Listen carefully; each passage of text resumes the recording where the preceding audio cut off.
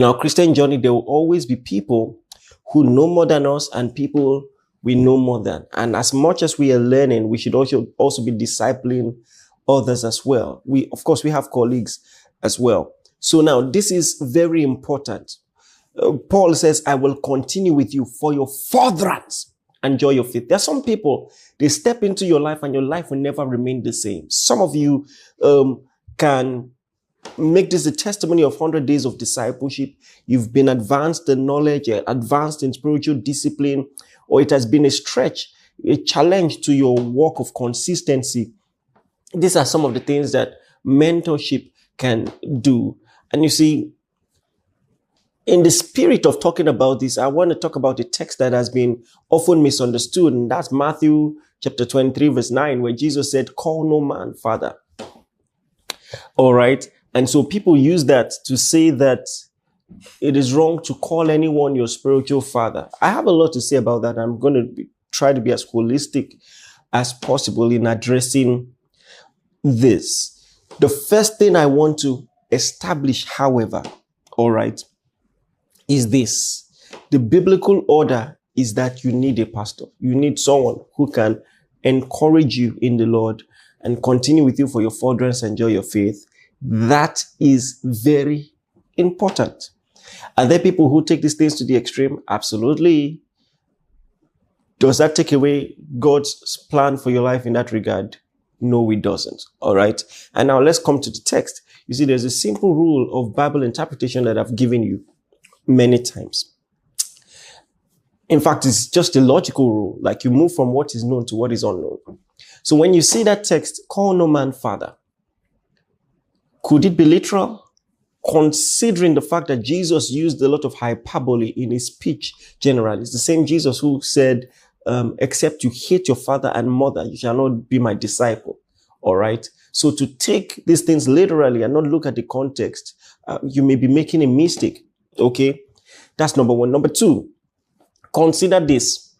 If that text is to be taken literally, it means that Paul, Peter, and all the other apostles sinned, because we know this for a fact that they indeed called people that they trained in ministry sons quite a number of times. I mean, there's literally a smorgasbord of examples to this effect.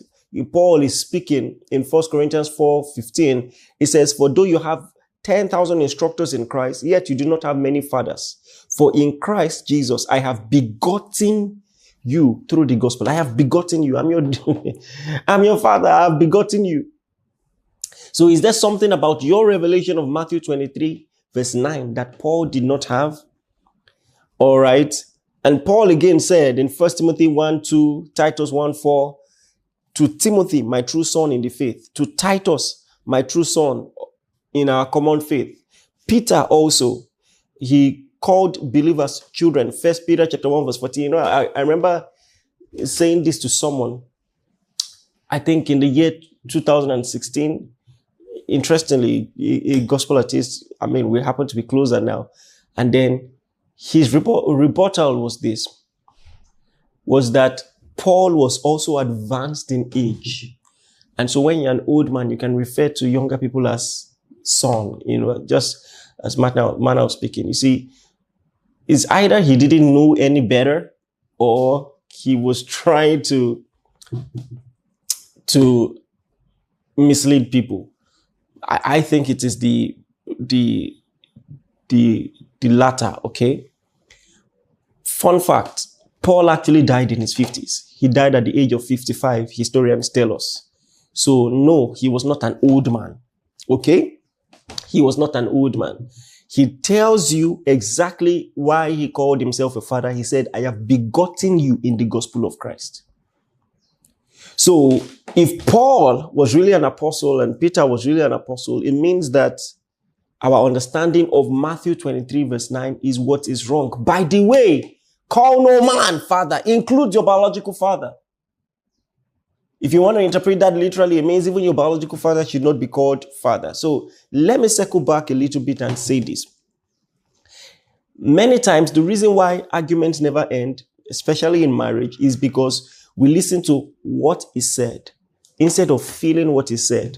And when you listen to people who say things like this, that call no man father, even if by logic and by biblical hermeneutics, what they're saying is not accurate, but their experiences are often legitimate. A lot of people are speaking from a place of spiritual trauma. A lot of so-called men of God have committed so many atrocities in the name of God. They've taken advantage of people, taken people's money, more or less controlled people's entire existence. All right. And so it is from a place of trauma that a lot of people are saying this. Many people don't know what it means to have a good pastor. They do not know. They do not know. All right. And so when they see somebody call anybody spiritual father, they're just triggered. Because make no mistake, it's quite a huge responsibility for anybody to be a spiritual father. And we've seen a lot of people who just use religion to hide their narcissistic tendencies and use it, to puppet control some people. So when people are speaking up, even if the context that they're warning against may not really be reflective of their past negative experiences, but listen, many people have had real bad negative experiences. Okay, so at the end of the day, the balance here is this. The Bible has warned pastors to be cautious how you lead the Lord's people. Don't lord it over them like you are the captain of their souls. Their real captain is coming. Their real captain is coming. This is not a minister's conference, and I think that we can delve deeper into this. I see the way men of God sometimes want to control people's destinies. Almost literally. I heard of a story. A man told his spiritual father, I'm going for vacation with my wife. And the spiritual father said, no. And, so you see, sometimes people don't know where to draw the line.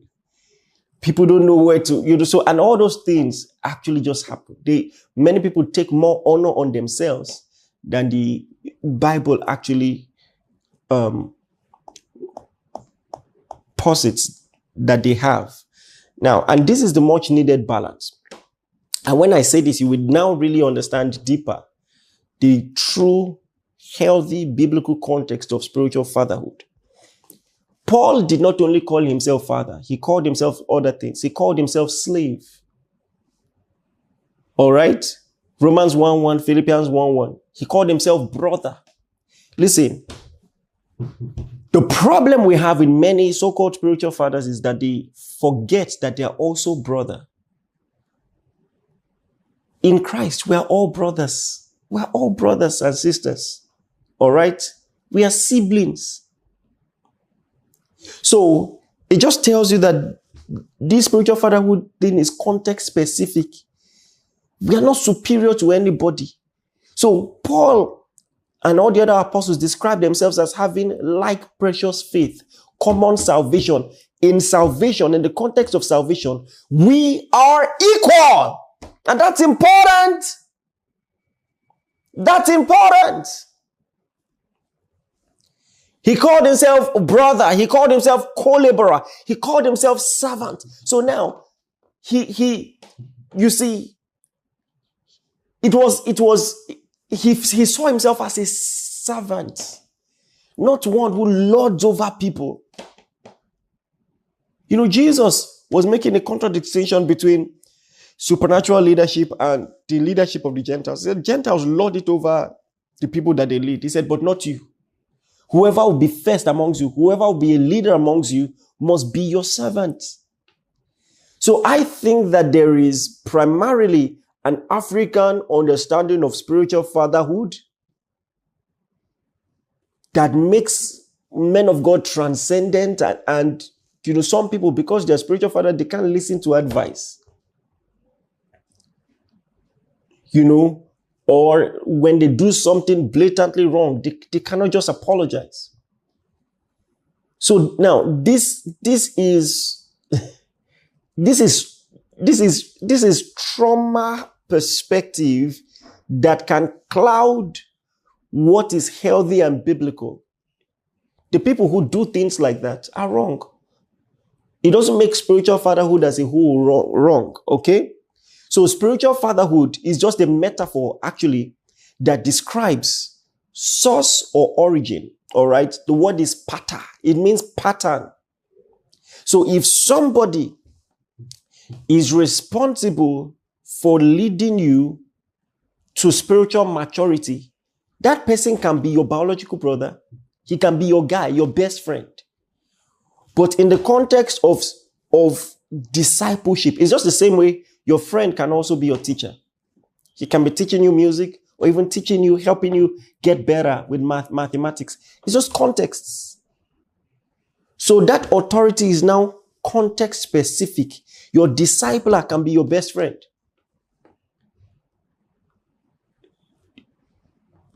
Come on. Do you understand what I'm saying? So these are the contexts that must actually be understood. So it's describing someone who is your pattern. Paul said, honor those who are over you in the Lord. In the context of spiritual discipline and discipleship. Your spiritual father can be your mentee in business. Can be your mentee.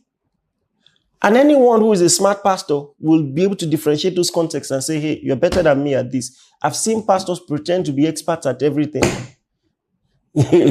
That's proof of foolishness.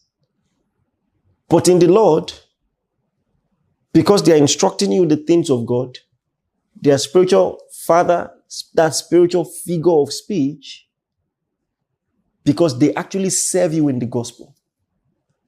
And you will honor them for the work's sake. It doesn't make them superior to you as human beings or in several other contexts in life. Do you understand?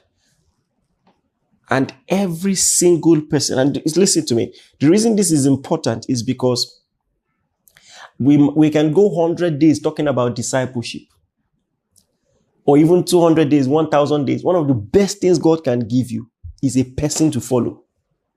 When God has given you a person to follow, more than 70% of your Christian journey is already sorted. And so Paul can boldly and confidently say, follow me as I follow Christ. All right? So, we're 83 days into this discipleship now, and I want to ask you today, who is your pastor? Who is training you in the Lord? Who is continuing with you for your furtherance and joy of faith? All right? Who? Make that decision. Make that decision. If you're not committed in a church, find one. A Bible-believing, solid church. And if you found somebody who is continuing with you for your furtherance and joy of faith, appreciate that person. In fact, that's what we're going to do today.